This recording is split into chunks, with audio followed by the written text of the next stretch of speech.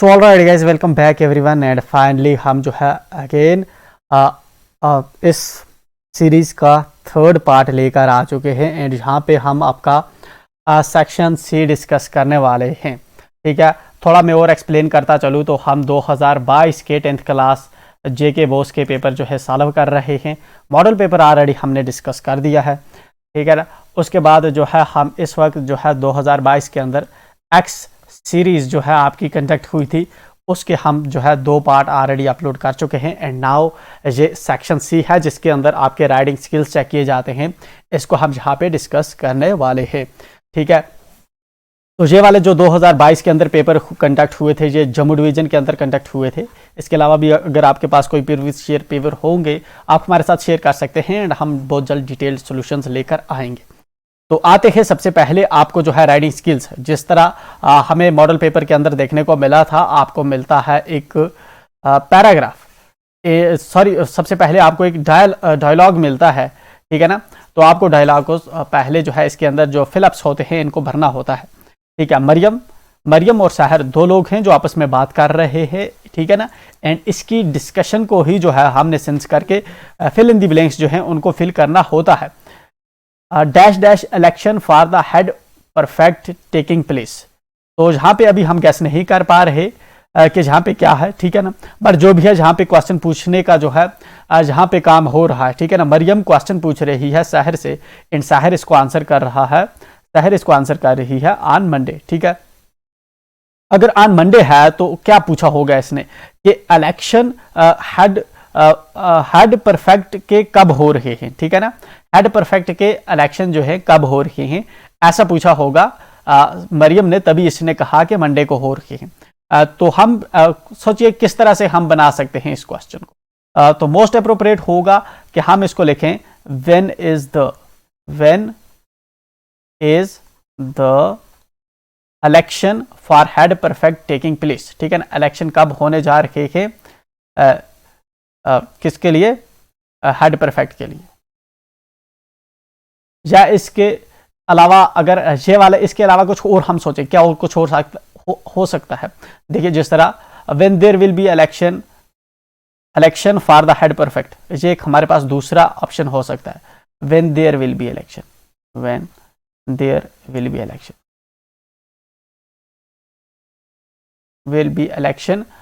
For the head perfect.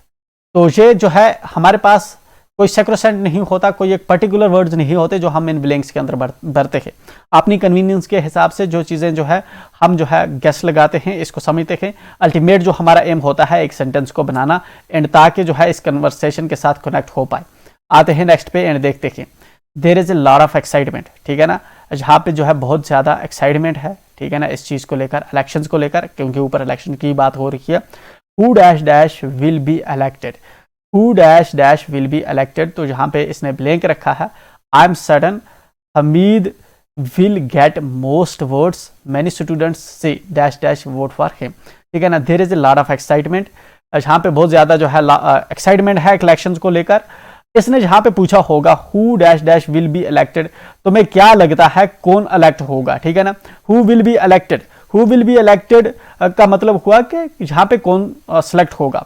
But जहां पे इसने ब्लैंक रखी है, ठीक है ना, तो जहां पे हमें क्या इसको फिल करना होगा, जहां पे इसका मतलब है कि तुम्हें क्या लगता है ना। Who do you think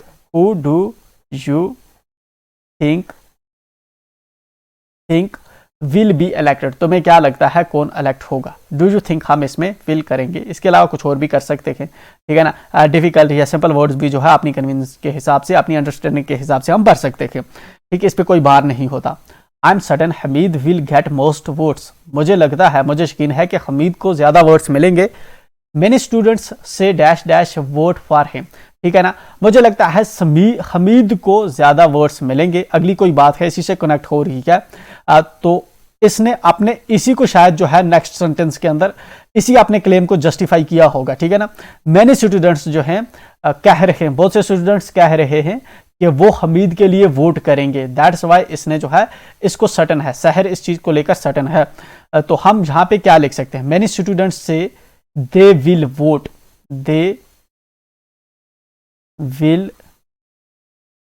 vote for him, ठीक है ना। बहुत से स्टूडेंट्स जो हैं कह रहे हैं कि वो इसको वोट करेंगे। एंड यहाँ पे जो है हमने एक मीनिंगफुल जो है सेंटेंस कंस्ट्रक्ट कर लिया है जो बिल्कुल इससे कनेक्ट होता है। एंड अकॉर्डिंगली जो ऊपर से अभी तक जो है इनके बीच में कनेक्शन बना हुआ है, ठीक है। हमें जो है प्रॉपरली जो है मीनिंग को जो है डाइवर्ट नहीं करना होता, ये हमारा जो है कोर एम रहता है डायलॉग की राइटिंग करते वक्त। What do you think about dash dash, तुम्हें क्या लगता है डैश डैश के बारे में, ठीक है ना। Yes Adnan is also a good choice. तो ठीक पहली लाइन से हमें इससे समझ नहीं आ रहा जहां पे हमें क्या भरना है, बट साहिर के रिप्लाई से हमें पता चल रहा है कि यहां पे जो है अदनान के बारे में बात हो रही है। What do you think about Adnan, ठीक है ना, कि अदनान के बारे में तुम्हें क्या लगता है, मतलब उसके इलेक्शन के अंदर वो उसकी जीत कैसी होगी, ठीक है ना। पहले सहर ने जो है अपना पॉइंट ऑफ व्यू दिया है किसकी तरफ, हमीद की तरफ। एंड नाउ मरियम जो है इसको पूछ रही है कि अदनान के बारे में तुम्हारा क्या ख्याल है। सहर अगेन कहता है कि yes Adnan is also a good choice, Adnan भी एक बेहतर जो है चॉइस है। Mariam I think it's going to be dash dash, मुझे लगता है यहाँ पे जो है ये जो है होने वाली है डैश डैश होने वाली है। हमें इससे पता नहीं चल रहा है कि क्या आ सकता है। वेरी टफ इंडीड, मतलब जो भी है ये कह रहा है वेरी टफ इंडीड, ठीक है। मतलब मरियम ने जो बात की है, मरियम ये कह रही है कि मुझे लगता है कि यहाँ पे अदनान और हमीद के बीच में टफ कंपटीशन होने वाला है। तो साहिर इसको कह रहा है वेरी टफ इंडीड, ठीक है ना। तो हमें यही चीज जो है यहाँ पे फील करनी है। I think it's going to be a tough competition between Adnan and Hamid, ठीक। मुझे लगता है कि अदनान और हमीद के बीच जो है टफ कंपटीशन होने वाला है। सहर इसको कह रही है वेरी टफ इंडीड, हाँ जो है ऐसा चांसेस हैं कि टफ कंपटीशन इनके बीच हो सकता है। अब मरियम कह रही है ओके डैश डैश आगे, ठीक है ना।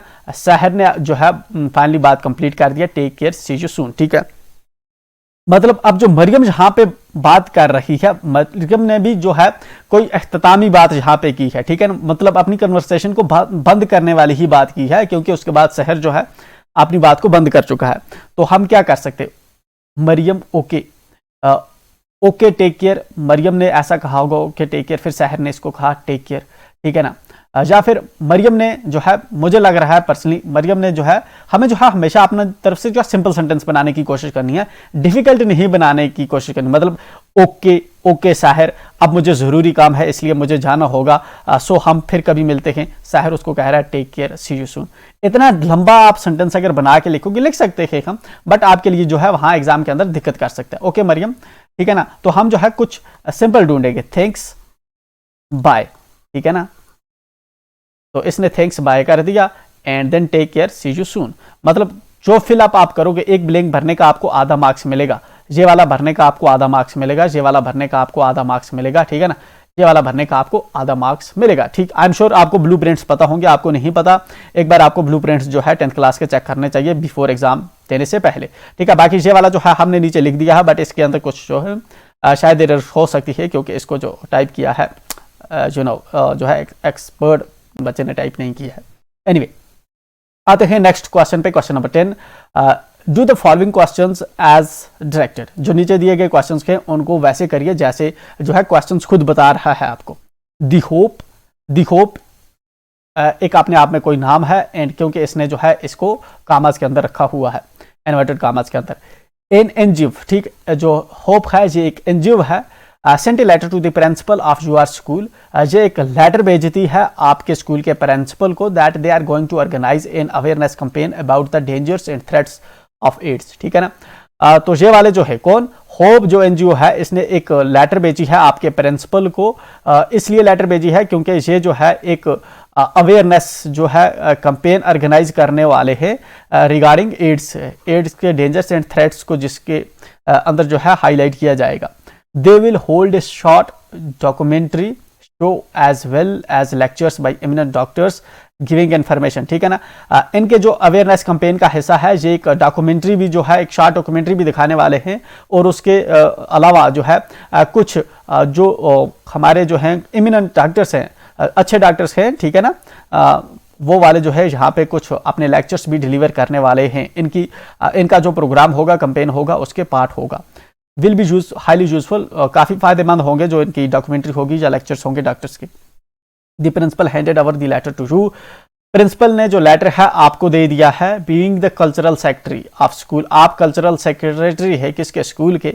Right a notice to be put for the students on the school notice board, एक नोटिस आपको लिखना है जिसको स्कूल नोटिस बोर्ड पे लगाया जाएगा। Right the notice is not more than 50 words, 50 words से ज्यादा आपको जो है नहीं लिखना अपना जो है नोटिस, ठीक है ना, including relevant details so that the students में अटेंड दिस इंपॉर्टेंट प्रोग्राम। और जो है आपने रिलेवेंट डिटेल जो है, जो जरूरी डिटेल है वो आपने जो है देनी है प्रोग्राम के लिए, ताकि बच्चे जो है प्रोग्राम को अटेंड कर पाएं। Do not give any extra information, आपको एक्स्ट्रा इन्फॉर्मेशन नहीं देनी। Put the notice in box, ठीक है ना, और नोटिस को आपने जो है बॉक्स के अंदर डालना है। 3 मार्क्स का ये वाला क्वेश्चन होता है, ठीक है।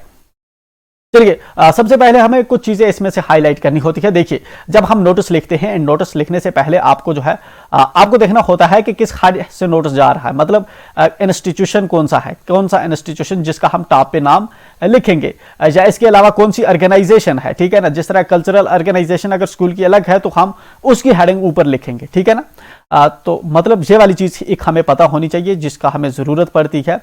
नंबर 2 चीज जो हमें पता होनी चाहिए वो होनी चाहिए सब्जेक्ट, कि किस चीज पे हम नोटिस लिखने वाले हैं।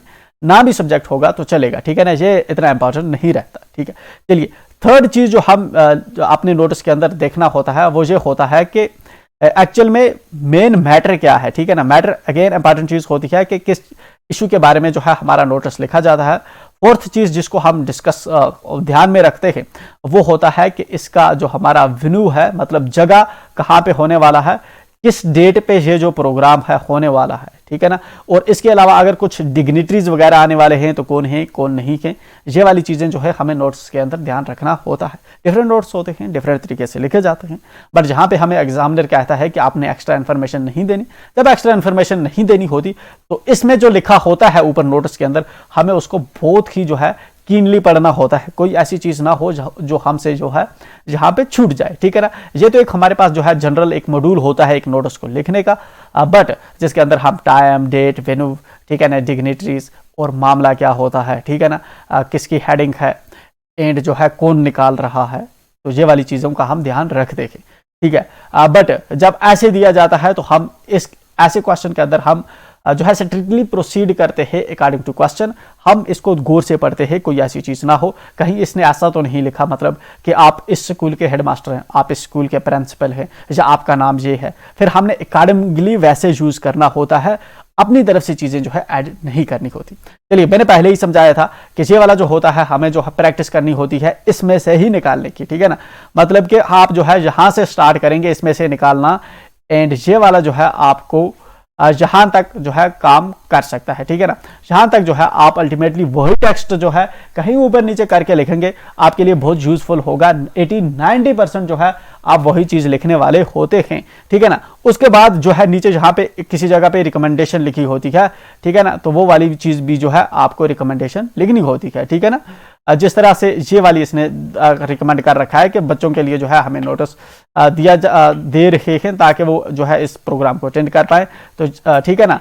ये वाली जो है जिस तरह से इसने लिखा है कि ताकि बच्चे जो है प्रोग्राम को अटेंड कर पाए, इस चीज़ का भी हमें जो है सेकंड जो हमारी चीज़ होती है हमारे नोटिस के अंदर जिसके लिए हमें जो है ध्यान रखना होता है। तो आई एम श्योर ये वाली चीजें हमें समझ आ रही होंगी। इन केस अगर आपको जो है चीजें वहां पे समझ नहीं आ रही, जस्ट ट्राई, आपको जो है इसके ऊपर वाला जो है देखना होता है। मेजरली हम वो ऊपर वाला पहले उठा के डायरेक्ट लिखते हैं, कहां, नोटिस के अंदर, अपनी बैड सिचुएशन के अंदर, जब हमें कुछ भी ना आता हो, ठीक है ना, हम यहां से उठाएंगे एंड वहां तक जो है, ठीक है ना, कोई चीजें बीच में स्किप करके, ठीक है ना, कुछ चीजें बीच में स्किप करके जो है, जिस तरह से इसने लेटर सेंड की है तो ये वाली चीज हम नहीं लिखेंगे, जिस तरह से लेटर सेंड की है ये वाली चीज हम मेंशन नहीं करेंगे। बाकी जो है बहुत सी चीजें हम उसी की मेंशन करते हैं, ठीक है ना। जस्ट बट प्रोवाइडेड ये कि हमें थोड़ी चीजें समझनी है, कुछ चीजें हमें जहां से मिस करनी होती है, मेजरली हम वो चीजें लिखते हैं एंड बाद में जो है इनविटेशन के लिए एक सेंटेंस जो है हमें लिखना होता है, ठीक है ना। अगर हमारी इंग्लिश स्ट्रांग होगी, अगर हम लिखने पे हमें अच्छा होल्ड होगा, तो हम इस पूरे को जो है ब्रीफ भी कर सकते हैं, छोटा करके भी लिख सकते हैं, ठीक है ना। अगर ब्रीफ हम करके लिख गए, ठीक है ना, मगर मीनिंग पूरा निकल रहा हो, जो इंपॉर्टेंट इन्फॉर्मेशन हम पूरी देर के हो, तो एग्जामिनर को जो है ये काफी अट्रैक्टिव लगता है एंड उसको पता चलता है कि जो लड़का है इसका राइटिंग पे अच्छा होल्ड है, ठीक है। आते हैं नीचे एंड देखते हैं हमने इसको कैसे लिखा। The Hope NGO is organising an AIDS awareness campaign in our school. जो होप एनजीओ है ये ऑर्गेनाइज कर रही है एक एड्स अवेयरनेस कैंपेन, ठीक है ना। इसके अंदर हमने जो है कुछ वर्ड स्किप कर दिए, जिस तरह से जो है ऊपर से आते हैं, इसने काफ़ी डिटेल में लिखा था। डेंजर्स एंड थ्रेट्स जो है ये जो है यहाँ पे आते हैं, जिस तरह से डेंजर्स एंड थ्रेट्स जो है एड्स के रिलेटेड जो है अवेयरनेस करेगा एंड डेंजर्स एंड थ्रेट्स बताएगा एड्स की वजह से क्या है क्या नहीं है। तो ये वाली हमने चीज़ जो है कट शार्ट कर दी, ठीक है ना। अवेयरनेस कैंपेन कर दी एड्स के रिगार्डिंग, तो ऑटोमेटिकली ये चीज़ जो है नोट्स के अंदर जो है आ गई, ठीक है ना। अगर हमें ऐसा नहीं आता तो ठीक है ना, इस वाली चीज़ को, इस लाइन को हम स्किप कर देते एंड बाकी जो है जहाँ से द होप एंड एनजीओ, ठीक है ना, एनजीओ इसको हटा देते, इधर लिख देते is going to organise an awareness campaign about the dangers and threats of AIDS, ठीक है ना। देखिए मैं इसको उठाता हूँ एंड लेट मी, ये वाला हम उठाते the NGO and the hope an NGO, ठीक है ना। उसके बाद जहाँ आर है ना, आर को हम करते इज, ठीक है ना। थोड़ा हमें मीनिंग पे ध्यान रखना है। Going to organise an awareness campaign about the dangers and threats of AIDS, ठीक है ना। चलिए जहां तक हो गया हमारा, ठीक है। अब ठीक है ना, जहां तक हमने किया तो ये वाली लाइन हम पूरी लिख देते, ठीक है ना। वर्स्ट के केस में जिसमें हम जो है सेंटेंस को प्रॉपर बना नहीं सकते या हमारे पास जो है कुछ ज्यादा स्किल नहीं बचते, ठीक है ना। They will hold a short documentary, ये वाली अगेन चीज जो है हम पूरी उठा के लिखते, बट जहां पे हम जो है फिर से एनजीओ को लाएंगे, ठीक है ना, ठीक है ना। जहां पे इस तरह से हम लिख सकते हैं the concerned NGO, the NGO, इस तरह से लिख सकते द एनजीओ शैल होल्ड, ठीक है ना, शैल होल्ड ए डॉक्यूमेंट्री, ठीक है ना। दे को हम यहां से थोड़ा जो है चेंज करेंगे, ठीक है, दे की जगह पे द एनजीओ लिखेंगे फिर से, या ठीक है ना। इस तरह से करके हम जो है इसको फिर से documentary shows as well as lectures and short form and again that will be highly useful. Again दूसरा सेंटेंस हमने इस तरह से जो है अगेन उसका लिख दिया, ठीक है ना। जस्ट इसमें जो है हमें ज्यादा मेहनत नहीं करनी पड़ी, हमने जो है इस तरह इसको जो है फिर से जो है लिख दिया। बाकी जो जिसको मैं हाईलाइट कर रहा हूं, मतलब जो उस सिचुएशन में हम इससे बनाएंगे जिस सिचुएशन में हम जो है हमें पता नहीं चल रहा कि किस तरह से हम जो है इसको ब्रीफ कर सकते हैं। चलिए दो चीजें हमने कर दी। उसके बाद यहां से ये वाली जो है हमें चीज नहीं लिखनी, ये वाली जो है प्रिंसिपल वाली चीज नहीं लिखनी हमें, ठीक है ना। जहां से जो है हम नीचे आते हैं हमें कौन सी चीज लिखनी है, हमें लिखनी है द स्टूडेंट्स में अटेंड द इंपॉर्टेंट मीटिंग, मतलब ये वाली चीज जो है हमें लिखनी है, ठीक है ना। हमें स्टूडेंट्स को जो है प्रोग्राम के लिए जो है इन्वाइट करना है। इसके लिए जो है हमें थोड़ा सा जो है सेंटेंस में कुछ अपना इनपुट डालना होगा, ठीक है ना। द स्टूडेंट्स में अटेंड दिस इंपॉर्टेंट प्रोग्राम, ये वाला जो सेंटेंस का फर्स्ट केस के अंदर हम ये भी लिख सकते हैं, ठीक है ना। या फिर हम ऑल स्टूडेंट्स आर रिक्वेस्टेड, ये वाला जो है बेटर होगा, ठीक है ना। ये वाली लाइन आप याद करके रखें, अगर आप उस ट्रिक से लिखना चाहते हैं ये वाला जो है हर जगह पे जो है आप लगा सकते हैं जब भी ऐसा मिलता जुलता आपको आएगा, ठीक है ना। तो ये उस सिचुएशन में जो है पूरे जो ऊपर मैंने हाईलाइट किया आप इसके पहले लिखेंगे एंड बाद में ऐसा लिख देंगे, ठीक है। चलिए जहां पे हमने कैसे लिखा, the Hope NGO is organising an AIDS awareness campaign in our school, पहली लाइन जो ऊपर हमने हाईलाइट की उसी का मतलब ये वाला है, ठीक है। There will be a short documentary, जहां पे एक जो है शॉर्ट डॉक्यूमेंट्री होगी और लेक्चर्स होंगे किसकी, इब्न एंड डॉक्टर्स के, ठीक है ना। आगे हमने लिखा नहीं कि काफी यूजफुल होंगे, ठीक है ना। ठीक है, जहां पे मुझे समझ आ रही है इसलिए मैं जो है कट शार्ट कर रहा हूं। अगर आपको जब नहीं समझ आएगी तो आप अकॉर्डिंगली उस वैसे प्रोसीड करेंगे। The programme is being scheduled on dash dash at dash dash, मैंने कहा डेट टाइम एंड वेन्यू काफी इंपॉर्टेंट होता है, क्योंकि ये प्रोग्राम हो रहा है मे बी डे लॉन्ग चले, इसलिए हम टाइम इसमें अगर नहीं भी दें चलेगा, बट जो है डेट एंड वेन्यू का जो है हम जहाँ पे मेंशन कर देते हैं, ठीक है ना, ताकि एग्जामिनर को खुद पता चले कि हाँ हमें पता है कि डेट एंड वेन्यू जो है नोटिस के अंदर हम लिखते हैं। All students are requested to attend this important programme, सभी स्टूडेंट से रिक्वेस्ट है कि वो इस प्रोग्राम को जो है अटेंड करें। Cultural secretary higher secondary school Shimla, ये मैंने जो है एक फिक्टिशियस नाम लिया है, ठीक है ना, ताकि जो है हमारी रियल आइडेंटिटी स्कूल के अंदर नहीं पता चले। आप नीचे इधर करके नोट करके लिख भी सकते हो इस तरह से करके कि ये जो ऊपर हायर सेकेंडरी शिमला मैंने यूज किया है ये एक फिक्टिशियस नेम है, ठीक है। चलिए हो जाएगा हमारा ये वाला। ठीक है, आते हैं नेक्स्ट, जहां पे हमें जो है नोट पैड से जो है मैसेज लिखना होता है।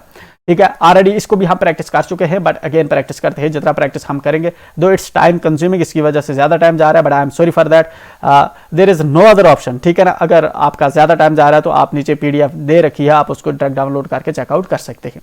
चलिए, mister Sharma the managing director of ceramics limited, ठीक है, मिस्टर शर्मा है इस कंपनी का डायरेक्टर है। आस्क हिज पीए, अपने पर्सनल असिस्टेंट को कह रहा है, to draft a message for mister Ramesh. ठीक है ना, एक मैसेज ड्राफ्ट कीजिए, किसके लिए? मिस्टर रमेश के लिए। The PRO of his company, public relation officer या कोई और मीनिंग होगा इसका, पीआरओ है जो उसकी कंपनी का।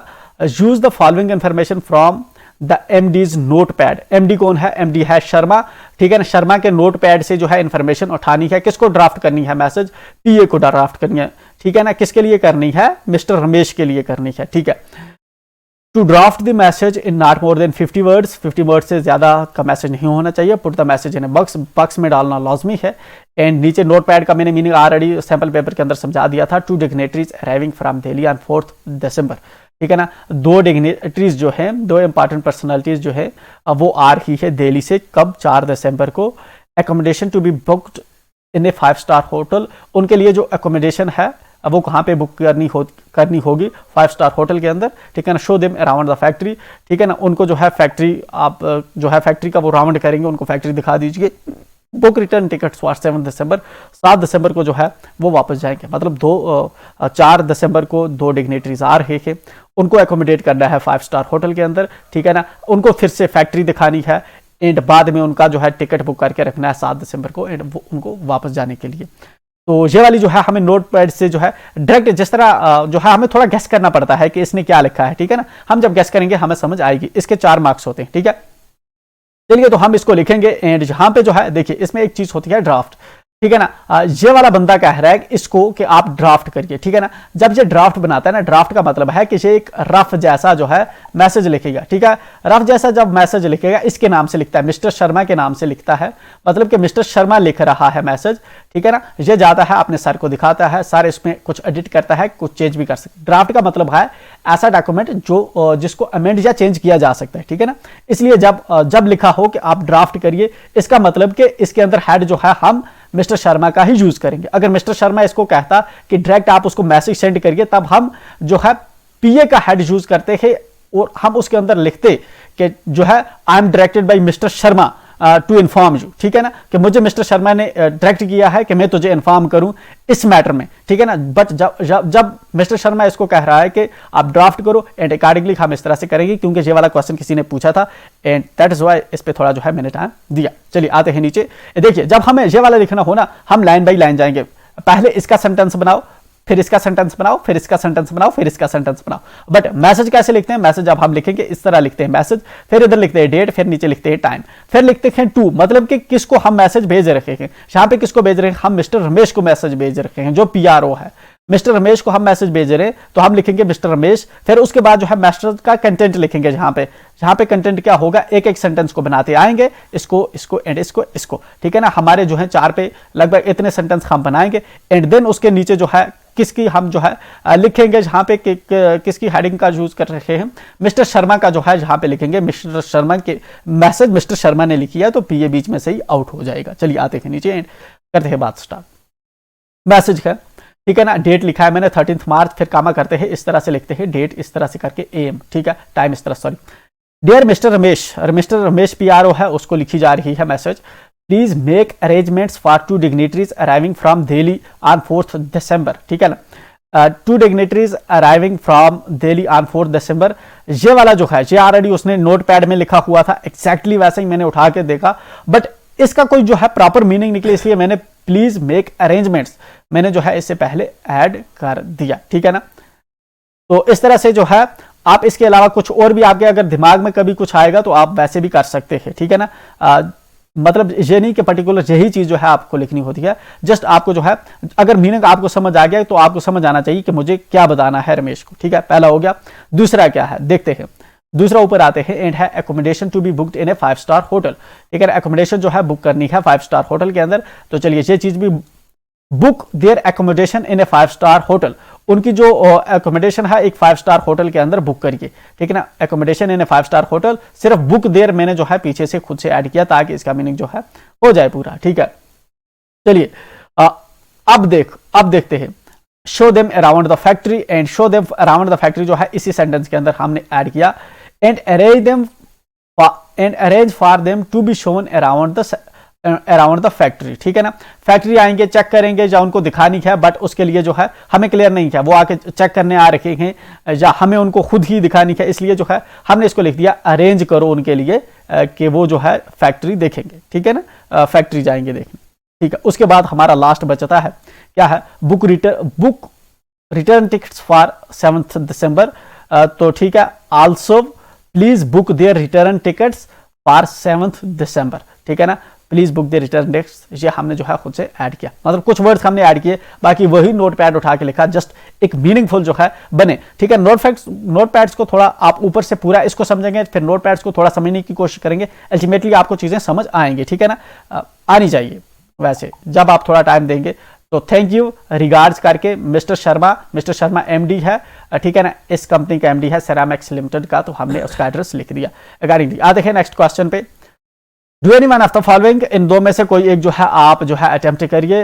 इसके जो है आपको अगेन 5 मार्क्स मिलते हैं। पहला है आपका write a letter to an editor on the health hazards of junk food, ठीक है ना। एक जो एडिटर जो है आपका चाहे मैगजीन का एडिटर हो, न्यूज़पेपर का एडिटर हो, किसी का भी एडिटर हो सकता है, ठीक है ना। इसने हमें बताया नहीं कि किसका एडिटर है वो, ठीक है।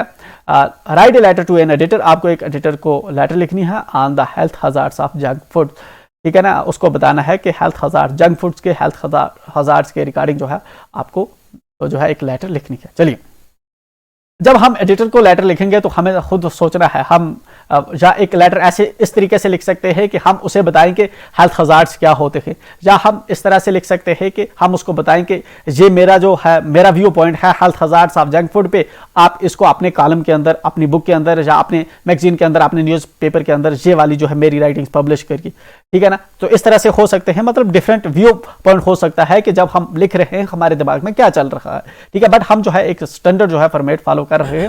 Write a letter to an editor, हमने जो है इसको एडिटर को लेटर लिख रहे हैं। सबसे पहले जहां पे आप हम नाम लिखते हैं, फिर हम अपना एड्रेस लिखते हैं। आप इसी तरह एग्जाम के अंदर लिखिए ताकि इस तरह से, ठीक है ना, एग्जामिनर को पता चले। माई एड्रेस की जगह माई एड्रेस लिखोगे, इस तरह से लिखोगे, ठीक है ना। City, zip code and this, and then उसके बाद डेट, जिस दिन आपका एग्जाम होगा बेटर है वही डेट लिखिए ताकि एग्जामिनर को पता चलेगा। इससे आपकी प्रेजेंस ऑफ माइंड कि हाँ आप एग्जैक्टली उसी दिन में वहीं पे बैठ के आपको ये ऊपर जो लिखा है आप कहीं से नकल नहीं कर रहे, आपको समझ आ रही है आप क्या लिख रहे हैं। आते हैं नीचे, एडिटर का एड्रेस लिखते हैं। इसने ऊपर हमें एडिटर का एड्रेस दिया नहीं, ठीक है। ग्रेटर कश्मीर का है, किसी न्यूज़पेपर का है, मैगजीन का है, किसका है, कुछ नहीं। तो हमने जो है यहाँ पे ऑप्शन रख दिया, एड्रेस का भी ऑप्शन रख दिया, city, state, zip code and then dear edited. आगे हम सोल्यूशन पे एंड वहां से नीचे शुरू करते हैं। I am writing to express my concern about the health hazards of junk food. मैं आपको लिखता हूँ, ठीक है ना, अपना जो है कंसर्न दिखाने के लिए, मतलब जो मैं फील करता हूँ regarding health hazards of junk food and requesting to publish same in the columns of your esteemed newspaper magazine. And request करता हूं कि ये जो सेम चीज़ का आप इसको पब्लिश करिए, हाईलाइट करिए अपने कॉलम्स के अंदर, ठीक है ना, अपने न्यूज़पेपर के कॉलम्स के अंदर, ठीक है ना। चलिए, ये हमारा एक स्टैंडर्ड फॉर्मेट है जिसको हम अक्सर जो है लेटर्स के अंदर जब एडिटर को हम लिखते हैं तो जो आपको पहली लाइन वहां पे लिखी हुई याद है ना, वो आप लिख दीजिएगा, ठीक है। और जो लास्ट वाली लाइनें होंगी बीच में आप इधर उधर थोड़ा बहुत बचिएगा। Junk food is not good for us, ठीक है ना। जंक फूड जो है हमारे लिए अच्छा नहीं है। जहाँ पे आप बॉडी के अंदर आपको अगर साइंस में कुछ याद है, सिविक्स में, हिस्ट्री में, ठीक है ना, आपको रिलेट करिए, ठीक है ना। अगर आपने 7th में 8th में कहीं पे जंक फूड के रिगार्डिंग कुछ पढ़ा हो, ठीक है ना, जस्ट आपको याद है वो चीज़ जो है आप यहाँ पे लिख सकते हैं, ठीक है। Junk food is not good for us, junk food हमारे लिए सही नहीं है क्योंकि it has too much sugar, क्योंकि इसके अंदर बहुत ज़्यादा शुगर होती है, फैट होता है और कैलोरीज होती हैं, ठीक है ना। But not enough vitamin and minerals, और इसके अंदर जो है विटामिन एंड मिनरल्स बहुत कम, उसकी मात्रा बहुत कम होती है, ठीक है। This can cause many health problems, इसकी वजह से बहुत सी हेल्थ प्रॉब्लम्स हो सकती हैं, लाइक बीइंग ओवरवेट, या जिस तरह से आदमी जो है ओवरवेट हो सकता है, ओबेसिटी हो सकती है, ठीक है ना, या जो है दिल की प्रॉब्लम्स हो सकती है, ठीक है ना, कार्डियक इश्यूज हो सकते हैं, या डायबिटीज़ हो सकती है, या इसके अलावा भी बहुत सी प्रॉब्लम्स हैं जो हमें जो है जंक फूड की वजह से हो सकती है, ठीक है ना। We need to be careful about what we eat, हमें जो है केयरफुल रहना होगा कि हम क्या खाते हैं, ठीक है ना, and make sure that we eat healthy foods. And हमें जो है ध्यान रखना होगा कि हम हेल्दी फूड्स जो हैं खाएं दैट हैव गुड न्यूट्रिशन, जिसके अंदर जो है एक बैलेंस्ड जो है मात्रा में हमें जो है डिफरेंट किस्म के चाहे न्यूट्रिएंट्स हैं, ठीक है ना, चाहे माइक्रो हैं या मैक्रो न्यूट्रिएंट्स हैं, वो हमें एक बैलेंस्ड वे में मिलने चाहिए। We should try to eat more fruits, हमें जो है ज़्यादा जो है फ्रूट्स खाने चाहिए, वेजिटेबल्स खानी चाहिए, ठीक है ना, जो ग्रेन्स हैं उनको खाना चाहिए कम्प्लीटली, एंड लीन प्रोटीन, ठीक है ना, हमें जो है इनटेक करने चाहिए।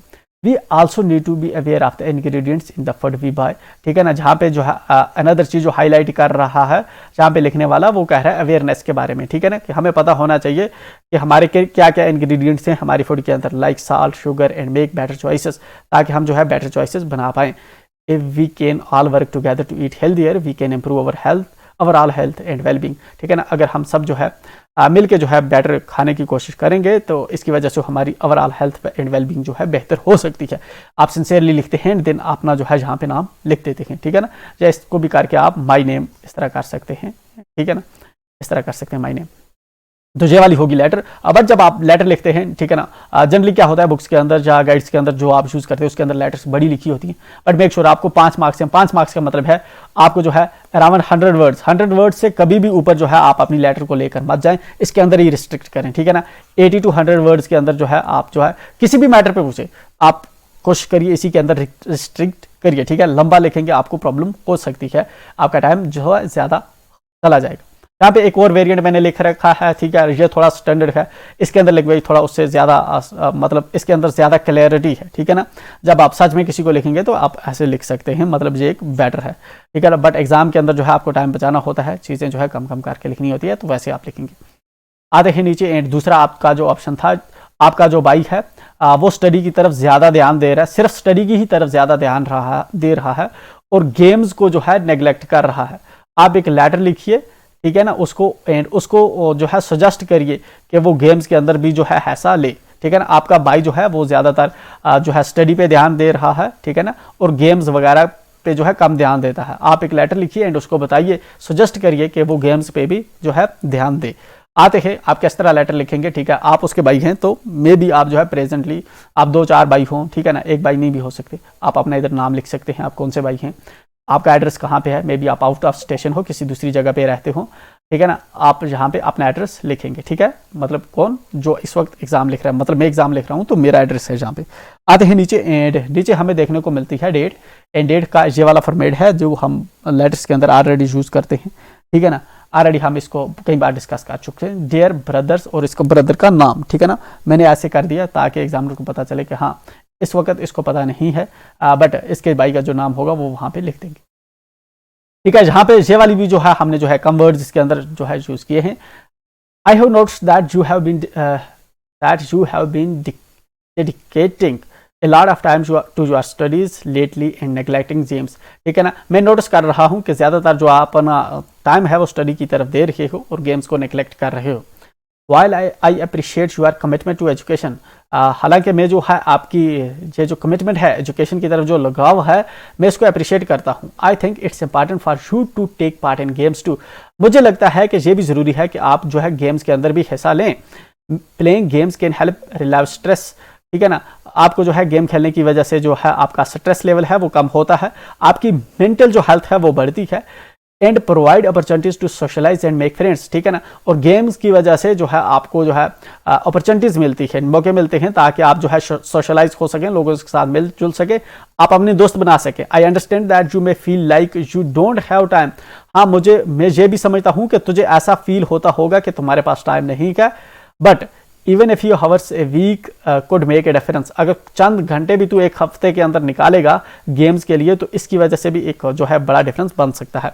Joining A sports teams, going for a jog, ठीक है ना। अब इसको ऑप्शन दे रहा है कि आप क्या क्या कर सकते हैं, आप ज्वाइन कर सकते हैं एक स्पोर्ट्स टीम, ठीक है ना, या फिर जॉगिंग के लिए जा सकते हैं या गेम प्ले कर सकते हैं, ठीक है ना। गेम ऑफ क्रिकेट, सॉरी यहाँ पे क्रिकेट गेम ऑफ क्रिकेट जो है अपने दोस्तों के साथ खेल सकते हैं, ठीक है ना। आज कुछ बेटर ऑप्शंस हैं आपके लिए। I encourage you to prioritise your well being, मैं तुझे इनकरेज करता हूँ कि तू जो है प्रायोरिटी दे किसको, अपनी वेल बींग को, and make time for games along side your studies, और जो है अपनी स्टडी के साथ साथ जो है गेम्स के लिए भी जो है आप टाइम निकालिए। तो ये वाला कंसेप्ट होगा जहाँ पे पढ़ने का एंड समझाने का मुझे ये मतलब मकसद नहीं है कि मैं तो आपको ये इंग्लिश समझा रहा हूँ, इसका क्या मतलब। मैं ये समझा रहा हूँ कि जब आप ऐसी लेटर लिखते हैं तो क्या क्या चीज़ें इंपॉर्टेंट होती है। फॉर एग्जाम्पल पहला चीज़ जो है, आपने भाई को लिखा ये चीज़ कि मैंने नोटिस किया है कि तू स्टडी पे ज़्यादा ध्यान दे रहा है एंड मुझे लगता है तुझे जो है मैं अप्रिशिएट करता हूँ कि तू स्टडी पे ज़्यादा ध्यान दे रहा है। बट वहीं पे जो है मैंने नोटिस किया है तू जो है अपनी फिजिकल गेम्स जो है उनको निगलेक्ट कर रहा है, गेम्स की तरफ तुम्हारा ज़्यादा रुझान नहीं है। बट ऐसा एविडेंसेस एंड बहुत सी स्टडीज़ ऐसा बताती है अगर गेम्स खेलेंगे वो हमारी ओवरऑल मेंटल हेल्थ में जो है काफ़ी ज़्यादा जो है पॉजिटिव इम्पैक्ट डालता है, ठीक है ना। तो जस्ट फिर मैंने फोर्थ पॉइंट लिखा कि जस्ट तुझे फील होता होगा कि तुम्हें टाइम नहीं मिलता, बट अगर चंद घंटे भी तू निकालेगा अपने हफ्ते में, दिन में, तो तू स्टडी पे ज़्यादा फोकस कर सकता है। एंड जो है अगर तू गेम्स पे ज़्यादा फोकस कर सकता है एंड गेम्स पे अगर तू ध्यान देगा तो ओवरऑल जो है तेरी डेवलपमेंट होगी, ठीक है ना। स्टडी के साथ साथ ज़रूरी है कि गेम भी खेले। ये पॉइंट्स का मतलब होता है कि इससे आपका कनेक्शन बनता है, एक से दूसरा सेंटेंस बनता है एंड आप जो है को रिलेट कर पाते हैं, ठीक है ना, इसको लिख पाते हैं एग्जाम के अंदर, ठीक है। जस्ट यही मेरा मतलब था। दूसरा वेरिएंट है इसका, आप चाहें तो ये वाला भी जो है ट्राई कर सकते हैं, ठीक है। ये वाला लेंथी है, लंबा है जस्ट, बट आपको आइडिया मिलेगा कि हम क्या चीज़ें इसके अंदर लिखते हैं जब अपने भाई को इस रिगार्डिंग जो है एक लेटर लिखी जाती है। Do any one of the following, you may organise your ideas coherently before you begin to write. 80 to 100 words का जो है आपको लिखना है। आई थिंक ये भी 5 मार्क्स का है शायद। एक शॉर्ट पैराग्राफ जो है आपको लिखना है। इसने जो है हिंट्स दे रखे हैं। करप्शन एक सोशल लेवल है, करप्शन वाइड स्प्रेड है, रैम्पेट एवरीवेयर, हर जगह पे जो है करप्शन आपको देखने को मिलेगी। इवन जो आईएएस हैं, आईपीएस ऑफिसर्स हैं, वो भी करप्शन के अंदर इंडल्ज हैं। इसके अलावा भी कुछ 2 पॉइंट्स थे वो जहाँ पे मिसिंग है, आई एम सॉरी वो आ नहीं पाए। ओके, तो चलिए जब हम लिखते हैं ऐसे इस पे तो हम जो इंश्योर करते हैं कि ये वाले जो वर्ड्स हैं ये हम यूज़ करें। अगर हम यूज़ कर पाए तो हम फिर इनको हाईलाइट भी करते हैं अपने पैराग्राफ के अंदर। Corruption is a social evil, पहला ही सेंटेंस मैंने यूज़ कर दिया तो ये मेरा बनता है कि मुझे इसको हाईलाइट करना चाहिए, इधर अंडरलाइन करके या फिर पेंसिल से ऊपर से इस तरह से करके, ठीक है ना। इवल, ठीक है, that is wide spread and rampant everywhere, ठीक है ना, जो बहुत ज़्यादा मतलब है और हर जगह पे आपको देखने को मिलेगा। It is not just limited to the common man, सिर्फ कॉमन मैन तक ही लिमिटेड नहीं है, but even IAS IPS officers जो हैं इसके अंदर मुलव्वस के। Corruption affects the social fabric of our society, corruption जो है हमारी सोसाइटी का सोशल फैब्रिक जो है, इसको सोशल फैब्रिक वहाँ पे था वही मैंने उठाया, अफेक्ट करती है एंड पूरी जो हमारी डेवलपमेंट होती है उसको, प्रोग्रेस और डेवलपमेंट को रोकती है। It creates culture of mistrust, ठीक है ना, इसकी वजह से मिसट्रस्ट का कल्चर बनता है। Where people do not believe in the fairness and impartiality of the system, जहाँ पे जो लोग होते हैं वो जो है सिस्टम के अंदर बिलीव नहीं करते, ठीक है ना, उसका इम्पार्शियल होना एंड फेयरनेस जो होना है उसमें बिलीव नहीं रखते लोग। The only way to eradicate this evil is by taking strict action against those who indulge in corrupt practices। तो एक ही जो रास्ता हमारे पास बचता है कि अगर हमें जो है करप्शन को खत्म करना है तो हमें स्ट्रिक्ट एक्शन लेना होगा उन लोगों के खिलाफ जो इसके अंदर इंडल्ज हैं। We must all work together to create a corruption free society and ensure that justice is served. हमें एक करप्शन फ्री सोसाइटी जो है बनानी होगी और जो है जस्टिस को इंश्योर करना होगा। It is imperative that we act at the earliest to curb this menace and create a brighter future for ourselves and generations to come, ठीक है ना। तो ये हमारे लिए ज़रूरी है कि हम जो है सबसे पहले जो है इस चीज़ पे काम करें, इस मेनेंस से जो है अपने आप को और अपने आने वाली जनरेशंस को इस जो मेनेंस से है उसको बचाएं। तो इस तरह से आप जो है पैराग्राफ के अंदर लिखेंगे। जब ये वर्ड्स का आप यूज़ करेंगे तो आई विल हाईलाइट देम, ठीक है, ताकि एग्जामिनर को पता चले एग्जैक्टली ये वही चीज़ लिख रहा है, घर से कुछ रटा के नहीं आया, ठीक है, कॉन्सेप्ट के अकॉर्डिंग वही चीज़ें जो लिख रहा है जो ऊपर हाईलाइट पॉइंट्स किए हैं। तो ठीक है, इसके अलावा अगर आपको करप्शन पे जिस तरह कुछ और पॉइंट्स चाहते हैं बट आप ये वाले पॉइंट्स के अंदर नहीं ऐड कर सकते, आप लिख दीजिए, ठीक है ना, something is better than nothing, ठीक है, कुछ ना होने से कुछ तो बेहतर हो जाएगा, ठीक है। आते हैं नेक्स्ट हमारा पैराग्राफ जो ऊपर वाला लिखना था या ये वाला लिखना था, ये वाला है ब्रीफ आर्टिकल हमें लिखना है on users and abusers of mobile phones, ठीक है ना। मोबाइल फोन्स जो है हमारा ब्रीफ आर्टिकल हमें लिखना है, ठीक है ना। आर्टिकल जहाँ पे लिखना है, ठीक है, ऊपर हमें पैराग्राफ लिखना था, ये हमें आर्टिकल लिखने को बोल रहा है किस पे, यूजर्स एंड अब्यूजर्स किसके, मोबाइल फोन्स के, ठीक है।